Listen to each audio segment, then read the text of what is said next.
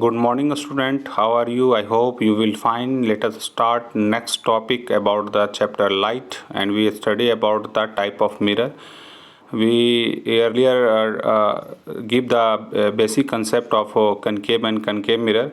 Here we explain more things about the nature of concave mirrors when light enter in a concave mirror.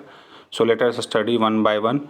So some components of a concave mirror are reflecting surface is curved upward, reflecting surface is out inward. I discussed already all these topics in a previous classes. Now let us discuss the components of a concave mirror. So first components of a concave mirror is principal axis, the line joining the pole and the center of curvature. वो line जो centre of curvature, focus और पोल से गुजरती हुई जो line जाएगी, एक straight line radius of curvature से, फोकस से और पोल से, उसको हम प्रिंसिपल एक्सिस कहते हैं। आप डायग्राम में इसको देख सकते हैं, ये आपका प्रिंसिपल एक्सिस है। ये जो लाइन जो आपकी सीधी जा रही है ये आपकी प्रिंसिपल एक्सिस है। जो सेंटर ऑफ कर्वेचर, फोकस और पोल से गुजरती हुई एक स्ट्रेट लाइन जाएगी उसको हम कहेंगे प्रिंसिपल एक्सिस। नेक्स्ट टॉपिक है आपका pole. The centre of spherical mirror, ये आप देख रहे हो C for centre of spherical mirror. ये जो C दे रखा है सेंटर ऑफ स्फेरिकल मिरर कहते हैं इसको।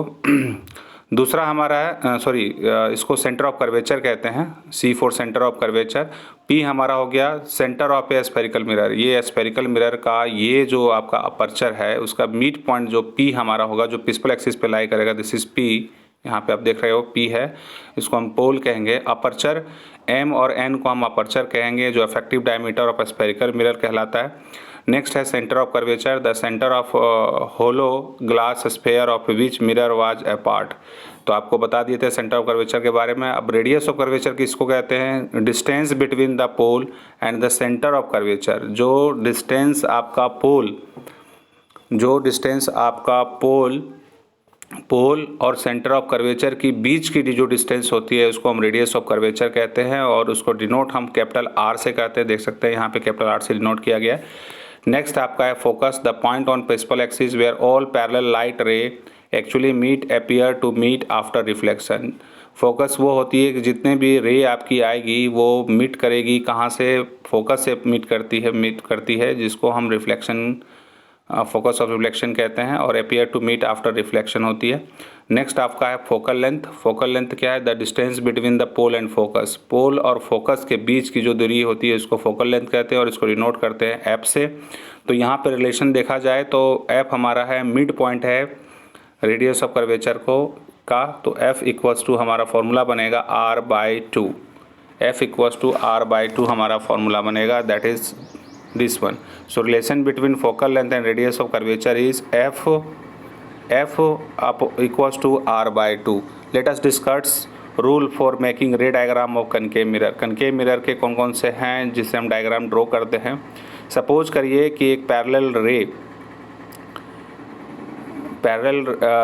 प्रिंसिपल एक्सिस के पैरेलल एक इंसिडेंट रे जा रही है। आप इस डायग्राम में देख सकते हैं, कि प्रिंसिपल एक्सिस के पैरेलल एक रे जा रही है और वो पास करते हुए उसका रिफ्लेक्शन फोकस से जा रही है। तो a ray parallel to the principal axis with passes through the principal focus after reflection. तो जब भी कोई रे प्रिंसिपल एक्सिस के पैरेलल होगी तो उसका रिफ्लेक्शन, उस इंसिडेंट रे का रिफ्लेक्शन फोकस से पास करेगी। नेक्स्ट आपका है a ray passing through the principal focus concave mirror will emerge parallel to principal axis. अब इसका ठीक अपोजिट कर लें कि जो फोकस से गुजरती है, जैसे सपोज कीजिए कि आपका एक कनकेव मिरर है और ये आपका प्रिंसिपल एक्सिस है। अब कोई रे जो फोकस से गुजरते हुए जाती है, सपोज करिए कि ये इंसिडेंट रे आपका, यहाँ आपका फोकस है और ये फोकस से गुजरते हुए जाती है, ये फोकस है आपका, तो उसका जो रिफ्लेक्शन होगा, थोड़ा सा ठीक से डायग्राम्स ड्रॉ करते हैं और समझने की कोशिश करते हैं। सपोज करिए ये आपका कनकेव मिरर है, वन साइड हमने इसको कोटेड कर दिया। अब एक हमारा ये प्रिंसिपल एक्सिस है। प्रिंसिपल एक्सिस में जब भी कोई फोकस से इंसिडेंट होती है कोई रे, जैसे ये फोकस से इंसिडेंट हो रही है तो प्रिंसिपल एक्सिस के पैरेलल हो जाएगी इसका reflection. So incident ray passes from, if incident ray passes from focus से इंसिडेंट रे पास करती है तो 100% उसका रिफ्लेक्शन पैरेलल हो जाएगी प्रिंसिपल एक्सिस की। नेक्स्ट आपका है कंसेप्ट कि अगर मान के चलिए कि रेडियस ऑफ कर्वेचर से गुजरती है, सपोज कीजिए कि अगर कोई incident ray radius of curvature से गुजरती है, सपोज कीजिए ये आपका सेंटर ऑफ कर्वेचर है, सेंटर ऑफ कर्वेचर से गुजरती है कोई इंसिडेंट रे, इस तरह से इंसिडेंट रे, तो उसका रिफ्लेक्शन सेंटर ऑफ कर्वेचर की तरफ ही चली जाएगी। जिस पाथ से वो इंसिडेंट रे आएगी उसी पाथ में उसका रिफ्लेक्शन होगा, अगर वो सेंटर ऑफ कर्वेचर से इंसिडेंट रे पास हो रही है तो। लास्ट टॉपिक है इसमें आपका डायग्राम में कि अगर मान के चलिए कि आपके पास कोई कनकेव मिरर है, प्रिंसिपल एक्सिस है और यहाँ पे इंसिडेंट हो रही है पोल के पास, तो उसका रिफ्लेक्शन ठीक नीचे बिलो द प्रिंसिपल एक्सिस पोल से गुजरते हुए इस तरह से चली जाएगी इसका रिफ्लेक्शन। तो आप डायग्राम में समझ में आ गई होगी आपको पूरी डिटेल कि 4 कंडीशन कौन कौन से हैं कनकेव मिरर के। Now let us next topic about the concave mirror. अगर मान के चलिए कि ऑब्जेक्ट को आप इन्फिनिटी पे रखते हैं, तो इस डायग्राम में देख रहे हैं पहला इंसिडेंट रे ए से डी तक आ रहा है, ये आपका ए से डी तक आ रहा है, ठीक है, ए से डी आ रही है, और दूसरा इंसिडेंट रे ए से पी तक आ रही है। अब दोनों देखिए डिफ्लेक्टेड रे मिट कहाँ कर रही है, एफ के नीचे जस्ट मिट कर रही है, प्रिंसिपल एक्सिस के एफ के नीचे मिट कर रही है, ये वाला पॉइंट इसका यहाँ पे मिट कर रही है, जिसको हम कहेंगे कि इमेज यहाँ फॉर्म्ड हुआ। तो इमेज कहाँ बनेगी, फोकस पे बनेगी। नेचर क्या होगा, रियल और इन्वर्टेड होगा। साइज क्या होगी, पॉइंट साइज होगी और हाईली डैमेज्ड, बहुत ही छोटा होगा। नेक्स्ट आपका है when object is beyond C के पीछे अगर आपका कोई ऑब्जेक्ट है, तो यहाँ देख सकते हैं ये सेंटर ऑफ कर्वेचर के पीछे ठीक रखा गया ऑब्जेक्ट को, एक इंसिडेंट रे पैरेलल जा रही है ए से डी की तरफ, वो इंसिडेंट रे है। तो जब प्रिंसिपल एक्सिस के पैरेलल कोई भी इंसिडेंट रे रहती है तो वो फोकस से गुजरते हुए जा रही है, तो यहाँ देख सकते हैं आप फोकस से गुजरते हुए एक इसका रिफ्लेक्शन गया है। दूसरा incident ray centre of curvature से गई है तो वापस सेंटर ऑफ कर्वेचर पे गिरेगी। दोनों रिफ्लेक्टेड रे इस पॉइंट पे मिल रही है और इमेज हमारा फोकस और सेंटर ऑफ कर्वेचर के बीच में बन रहा है, देख रहे हैं यहाँ पे बन रहा है, ये आपका छोटा सा इमेज यहाँ बन रहा है, जिसको हम कहते हैं रियल और इन्वर्टेड। साइज हमारा छोटा होगा और पोजीशन कहाँ होगा इमेज फॉर्म का, between focus and centre of curvature पे। नेक्स्ट टॉपिक पे चलते हैं।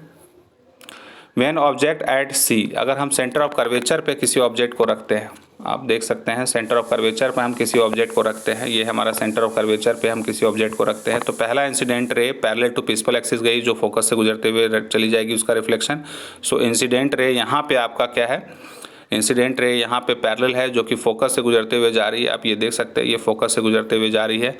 दूसरा आपका है सेंटर ऑफ कर्वेचर से फोकस से गई है तो वो पास कहाँ से कर रही है, प्रिंसिपल एक्सिस के पैरेलल पास कर रही है और ये ए डैश पे कट रही है। अब ये ए और ए डैश आप देख रहे हो ठीक सेंटर ऑफ कर्वेचर पे, तो इमेज क्या बनेगा, सेम साइज बनेगा, रियल और इन्वर्टेड बनेगा।